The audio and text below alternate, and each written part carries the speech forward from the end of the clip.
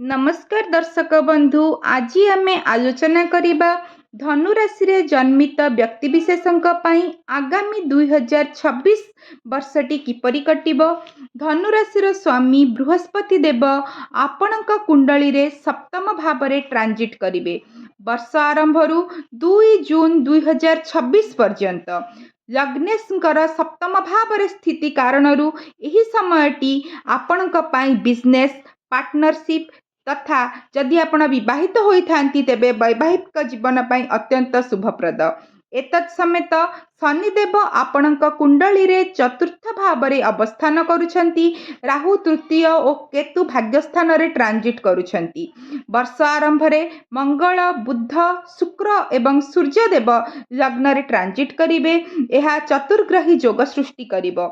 एही समय रे आपणकर कम्युनिकेशन स्किल बहुत भल रहिबो, विल पावर बहुत भल रहिबो ओ आपण कर्म क्षेत्र रे मध्य निजर दक्षता प्रतिपादन करिवे ओ आपणकर कम्युनिकेशन स्किल मध्य बहुत भल रहिबो ओ आपणकर नेटवर्किंग पावर मध्य वृद्धि पाइबो। वर्ष आरंभरू देवगुरु बृहस्पतिंकर पंचम दृष्टि आपणक एकादश भाव रे रहिबारू आपणकर कम्युनिकेशन नेटवर्किंग स्किल वृद्धि पाइबा समेत आपण कोनोसी बिग ऑर्गेनाइजेशन सह एसोसिएटेड होई पारंती ओ 11th हाउस रे दृष्टि कारणरू आपणकर जदि बड़ भाई और भौणी थांती सेमानंक सहित संपर्क संतोषजनक रहिबो। आपणकर दीर्घ दिनर जदि कोनोसी इच्छा थाए ताहा एही समय रे पूर्ण हेबार संभावना रहिछि। बंधु और सहकर्मी ठारू साहाय्य सहयोग मिली पारे। एही समय रे आपणकर इनकम और प्रॉफिट वृद्धिर यथेष्ट संभावना रहिछि। आपणकर लोक संपर्क बढ़ी पारे एवं बंधुंकर साहाय्य तथा सहयोग मिली पारे। आपणक धनु लग्न रे जन्मित व्यक्ति विशेषंक पई आपणकर लग्न एवं चतुर्थ भावर मालिक बृहस्पति होइथिबारु ओ से इच्छा पूर्तिर घरे थिबारु जदि आपणकर वाहन किनिबार इच्छा थाए किंबा प्रॉपर्टी किनिबार इच्छा थाए एही इच्छा पूर्ण हेबो ओ राहुंकर दृष्टि कारणरू आपणकर सडन गेन हेबार मध्य यथेष्ट संभावना परिलक्षित हेउछि। एतत् समेत राहु आपणक कुंडली रे तृतीय भाव रे ट्रांजिट करिवे। एही कारणरू आपण कम्युनिकेशन नेटवर्किंग सोशल मीडिया रे बहुत एक्टिव रही पारंती। एही समय रे आपण निज पई अपॉर्चुनिटी क्रिएट करि पारंती, अनकन्वेंशनल पाथ फॉलो करि पारंती। एही समय रे आपण अधिक रिसर्च ओरिएंटेड होई पारंती। आपण राइटिंग टेक्नोलॉजी और रिसर्च रे सफलता पाई पारंती।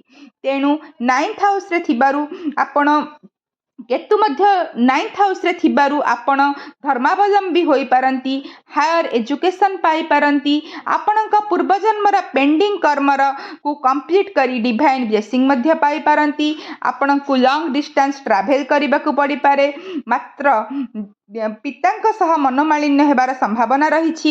शनि चतुर्थ भाव रे ट्रांजिट करुथिबारु चतुर्थ भाव आपणक वाहनर भाव, सिंहासनर भाव, मातांकर भाव। एणु शनिंकर स्थिति आपणकर ए सब क्रय रे डिले आनी पारे। शनिंकर दशम दृष्टि लग्न रे पड़िबारु आपण सेल्फ इंप्रूवमेंट रे नियोजित रही पारंती और सप्तम दृष्टि आपणक कर्म क्षेत्र रे रहिबारु आपण अधिक परिश्रम करि पारंती।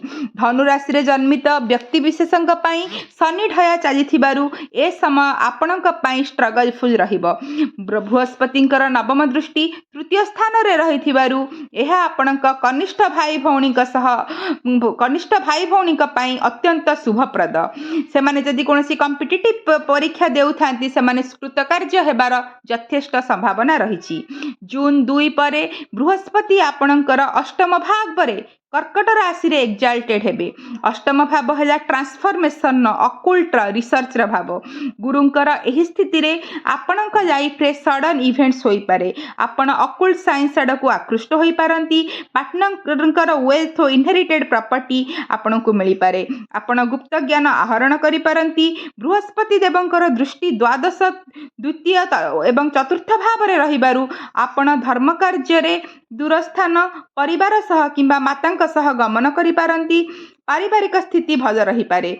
बृहस्पति 31 ଅକ୍ଟୋବରରେ ଭାଗ୍ୟସ୍ଥାନ को गमन करिवे। एहा आपणक भाग्योन्नति को सूचाई थाए।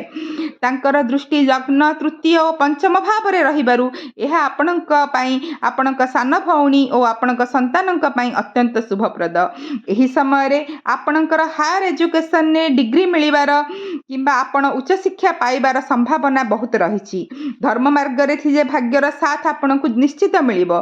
ए वर्ष मध्य आपणकर विवाह योग रहिछि।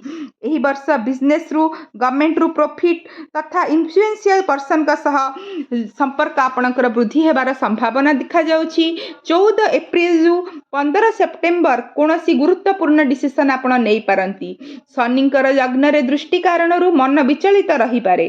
16 जनवरी रु 23 फेब्रुआरी मध्य रे मंगल एक्साल्टेड हेबे। एणु आपणक परिवार प्रति ईश्वरंकर ब्लेसिंग प्राप्त हेबो। जनवरी रु जून मध्य रे विवाह विच्छेद और पुनर्विवाहर योग सृष्टि हेउछि। भाग्यस्थान रे केतुंकर स्थिति पास्ट लाइफ रा पार्टनर का सह विवाह संयोग को मध्य सूचाई थाए।